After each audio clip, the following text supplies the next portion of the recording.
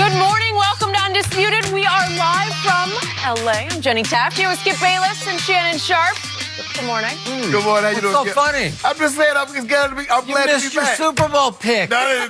It's not funny. We haven't forgotten. He's still my Mahomes boy. Oh, he is? Yes, my guy. So we're driving that bandwagon now. I can't keep up. For the next decade. Really? My guy's better than your guy. Really? And my Seems guy like ain't talking about he ain't gonna come to camp either. My guy's going to get more money than you. At least that's what he thinks right now, right? Here we go. Temporarily, he will. We have so much to get to today. Speaking of his homeboy, did Mahomes have the greatest run for a QB ever? And is Dak starting to get annoyed with the Cowboys? There is more there. And new reports, maybe Tom Brady will stay in New England. We will discuss his future. But first, we are going to start with LeBron and the Lakers because it has been over a week since Kobe Bryant, his 13-year-old daughter, Gianna, and 7 others were lost in a tragic helicopter accident. The Lakers, as well as the entire NBA world, are still processing the loss. And LeBron told USA Today, quote, "Every game is going to be emotional." The Lakers lost to the Trailblazers on Friday, but they did beat the Kings on Saturday, and LeBron finished that game with a triple-double. So, Shannon, what do you make of LeBron's last 2 performances? He's played like a guy that has a lot on his mind and a lot on his heart. Skip, I don't really know how close Kobe and LeBron were before he arrived in LA, but it seemed like they were becoming closer. They say maybe it's, LeBron coming to the Lakers and, something is being said about you might have an enemy somewhere. But so all of a sudden he comes into the family and he or she comes into the family and you understand that you have to accept that. That's family now. And so we don't fight with people in the family. And it seems like Kobe and LeBron, the relationship has started to grow, started to prosper. And then all of a sudden, Skip, he's going to be constantly reminding of this. Every home game, they're going to break out a chant, Kobe, Kobe, Kobe. He has that black patch, KB, on his jersey. Those big black circles on the floor, KB. So there's going to be a constant reminder for the remainder of the season that Kobe Bryant is no longer here. And I think the thing is, Skip, for me, when I look at guys that have, say this the Mamba mentality, guys like Kyrie that hits 54 and only misses like 3 or 4 shots. Or you look at a guy that's on a historic tear like a Dame Lillard. Yep. Those are natural-born scorers. LeBron can score, but that's not his first cup of tea. He's a facilitator. And so to ask LeBron to go out, I've heard people say, well, it should have been nice if LeBron could have got 60. Skip, that's not his game. LeBron is not a volume shooter. He's not a guy that's going to go out and take 35, 40 shots in order to get 40 points. He knows at the end of the day, the best way for he and the Lakers to honor Kobe Bryant and his legacy is to win the title. Whether he's from here on out averages 35 and 10, that's unimportant. At the end of the day, LeBron James must be the best LeBron James. And the best LeBron James is a guy that can score, but he involves everybody. And Skip, to give that kind of speech, that heartfelt speech that he gave on Friday night before they played Portland, and then to try to go out there and play, I tip my hat. But it's going to be an emotional time for LeBron. It's going to be tough on him. It's going to weigh on him. But he knows he's got to compartmentalize and move forward. And the best way, and he knows it, everybody in the Laker organization knows it, the best way to remember and to honor Kobe Bryant and his legacy is to win this title. Because that's what Kobe said, Skip, before he passed. He said, they got enough. They got 2 top players. They have more than enough to win the title. And that's what is expected. But he's played the last 2 games like a guy that has a lot on his mind and a lot on his heart. A lot of people do. So, I first am going to take exception to your point about LeBron's more of a facilitator than a scorer. Remember, you keep telling me you have predicted that in short order here, he's going to pass Kareem Abdul-Jabbar as the greatest scorer in the history of this league. Right.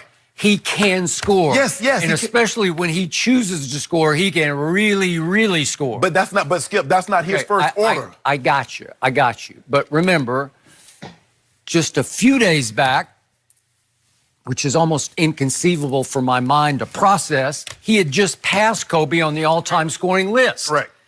And he did it more impressively than Kobe did it to that point. He did it with fewer shots, fewer games. He was more efficient, but he did that. Yes. And it was highly impressive. I wouldn't give you passing Jordan because I thought Jordan was more impressive. We could go on and on, especially the three-point shooting, but whatever. Kobe was kind of even Steven on how they did it, and LeBron was more impressive getting to that point. Okay. So this is just me. People think I hate LeBron, but I often tell you how much he's still the best passer in basketball. He's still the most durable superstar I've ever seen. And he still is the greatest driver of the basketball I have ever seen and still is to this day, that guy. Mm-hmm. So when he says, I'm going to do this, sometimes he is capable of going Jordan-esque or let's say Kobe-esque. And that's why Friday night, I just fully expected what you just alluded to. Mm-hmm. I did. I just thought this is made to order for him. He's going to say, watch this. Mm-hmm. Because after the IG post of last Tuesday, what are we up to? So it was about a week ago. Yeah. And I'll get to it in just a moment. But he just basically said, Kobe, I got you. I'm going to carry on. I'm going to carry on your legacy. And it basically says, you know, it's my responsibility to put this, you know what, on my back. Right. And keep it going. It said to me, the message was, I'm going to be you from here on. And it's a lot. It's a lot to put on one man's shoulders, as broad as they might be. And LeBron always says, I was born with these shoulders, right, this broad to carry this, you know what, on. Mm-hmm. So Friday night, I got to tell you, I was shocked by what I didn't see from LeBron. And you could be well right. Maybe he just drained emotionally, mentally, physically.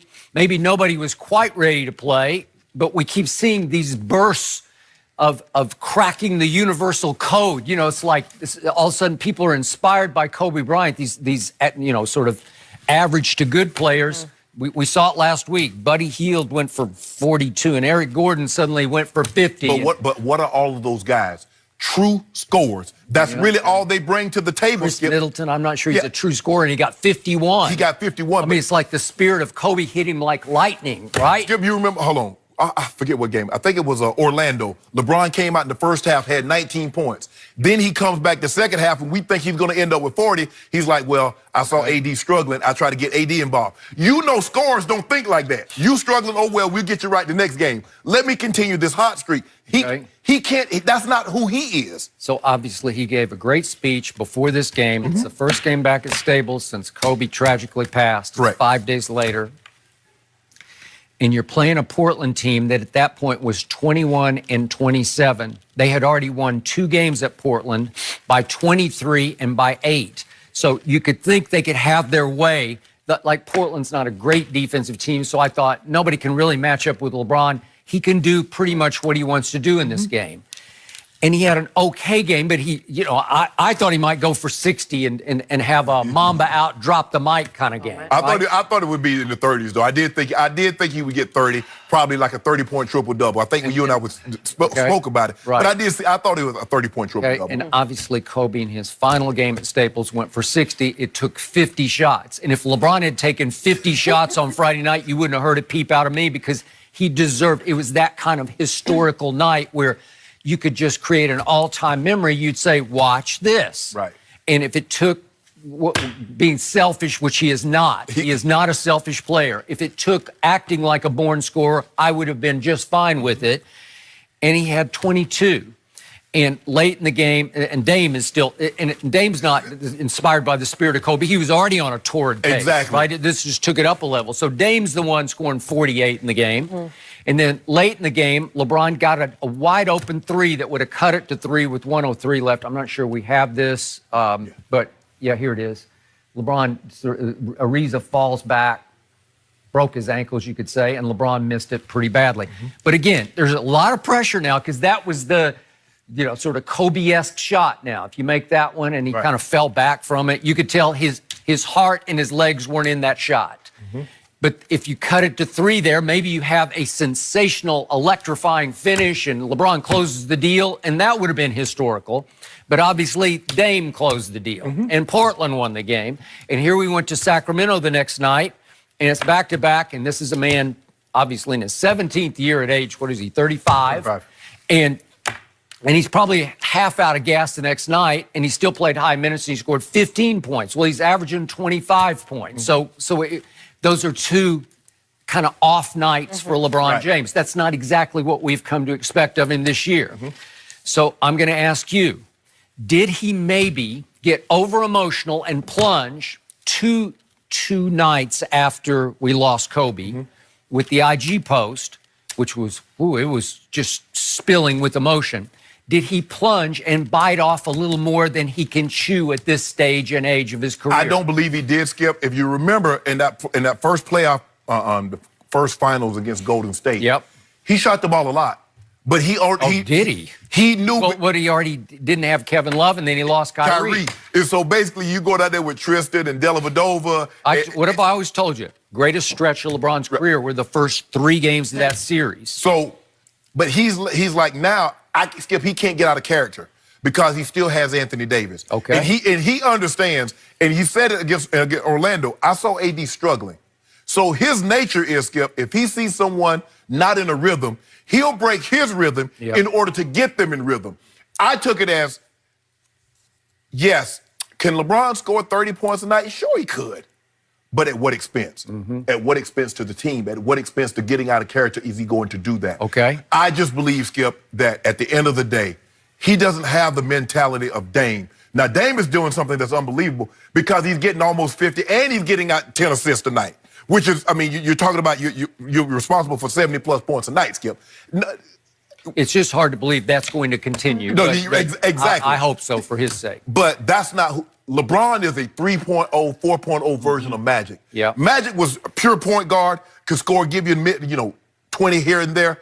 But LeBron is a career 27-point-a-night scorer, Skip. But a lot of times you brag about that. Like, that's great. And it is. It's very good. What's so great about it, Skip, is that we don't see guys that average that many points also have the number of rebounds and number of assists that's not true bigs. Okay. Like, Kareem, or we see Karl Malone. But the assist total, I mean, he's doling out assists, which could easily be bucket. Because